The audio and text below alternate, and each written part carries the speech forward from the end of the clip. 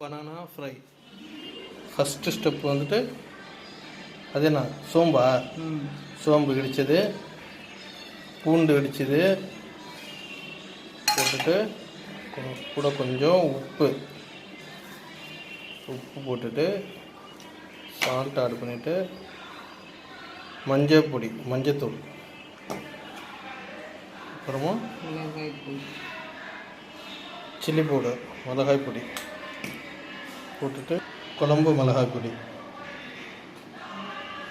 அதையும் போட்டு நல்லா மிக்ஸ் பண்ணிவிட்டு ஃப்ரிட்ஜில் வச்சிடுவேன்.